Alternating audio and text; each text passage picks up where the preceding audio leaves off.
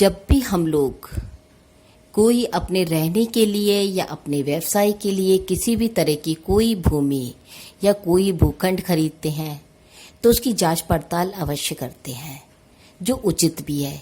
लेकिन मैं उस भूमि की या उस प्लॉट की केवल जांच पड़ताल ही करना कि मतलब कौन क्रेता है कौन विक्रेता है, इसके अलावा भी हमें उस भूमि के बारे में कुछ ज़रूरी बातें हैं जो ज़रूर जान लेनी चाहिए। क्योंकि भूमि किस तरह की है, वहाँ पे कौन सी शक्तियाँ निवास करती हैं, कैसा उस भूमि में का पूर्ववर्ती इतिहास क्या रहा है, ये जानना बहुत ज़रूरी है। क्योंकि भूमि की से ही वहाँ पे रहने वाले प्रत्येक व्यक्ति की मानसिकता में परिवर्तन हो सकता है।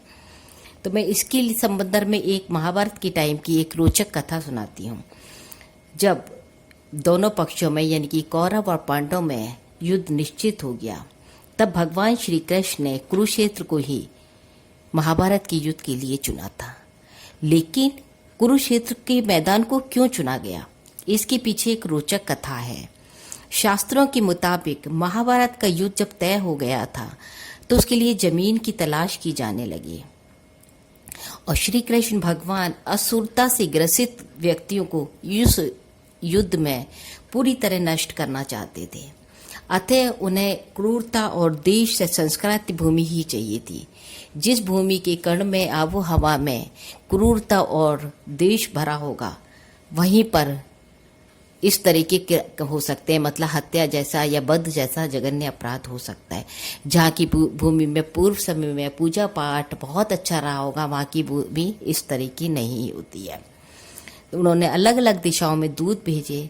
तब कुरुक्षेत्र के से जो दूत लौट कर आया, उसने बताया कि कुरुक्षेत्र में एक मामूली से विवाद, यानी कि एक दो भाइयों के बीच खेती में एक मेड़ को लेकर विवाद हुआ, जिसमें एक भाई ने केवल मेड़ से पानी आने की वजह से अपने दूसरे भाई की हत्या कर दी और जहाँ से मेड़ टूटी हुई थी वहाँ पे अपने भाई की बॉडी को घसीटता हुआ ले जाके डाल दिया ताकि पानी बाहर ना निकले।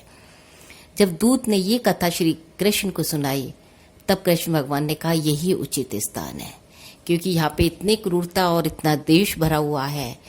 तो इस युद्ध में लोग जो भी हैं, मतलब दोनों पक्ष के लोग कौरव और पांडव एक दूसरे को पूरी तरह नष्ट करने में लगेंगे, तभी असुरी जितनी भी शक्तियां हैं वो नष्ट हो जाएंगी। वरना अगर भूमि पवित्र होती तो बीच में ही युद्ध विराम हो सकता था। इसी में एक संदर्भ में एक छोटी सी और कहानी है, वो भी मैं आपको बताऊंगी क्योंकि वो इसी के बारे में है। भूमि की उपयोगिता, उसकी पवित्रता के बारे में ही है। श्रवण कुमार का नाम हम सब नहीं सुना है। श्रवण कुमार अपने माता पिता को तीर्थ यात्रा कराने के लिए कांवर में लेके जा रहे थे। आराम से बहुत ध्यान रखते थे। श्रवण कुमार जैसा पुत्र तो आज तक अमर है, समझिए कि उनके जैसा पुत्र होना ही असंभव है। पर एक स्थान पे श्रवण कुमार के मन में आया, अरे बहुत देर हो गई, क्यों ना ये लोग थोड़ी देर पैदल चल लेंगे तो क्या हो जाएगा। उसने अपने माता पिता से कहा कि अब बहुत देर हो गई है, मेरे को भी थोड़ा आराम चाहिए, आप मेरे साथ पैदल पैदल चलिए। माता पिता ने कुछ नहीं कहा और वो धीरे धीरे पैदल चलना शुरू कर दिया। थोड़ी देर बाद भूमि का वो टुकड़ा खत्म हो गया।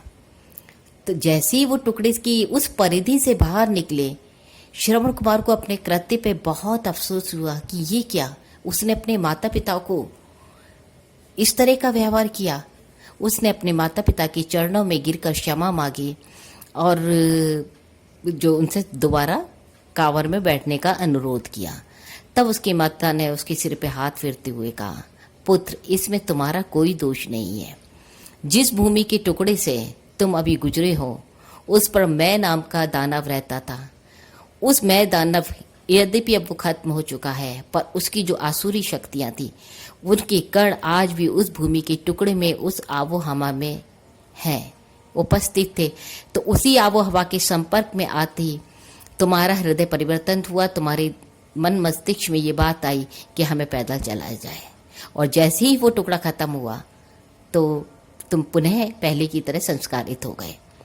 मतलब मेरा ये कहना है इन दो कहानियों के माध्यम से कि हम कई भी भूमि खरीदें, उसका चयन करते समय उसका इतिहास भी थोड़ा सा जान लें, कि वहाँ पे कोई अप्रिय घटना तो नहीं घटी है, वहाँ रहने वाले लोगों में ज़्यादा लड़ाई झगड़ा वगैरह ये सब चीज़ें तो नहीं हुई हैं, या वहाँ पे हत्या वगैरह जैसी जघन्य अपराध तो नहीं हुए हैं। अगर आप इस तरह की भूमि से को चयन नहीं करेंगे तो आपका आने वाला कल निश्चित ही सुरक्षित होगा।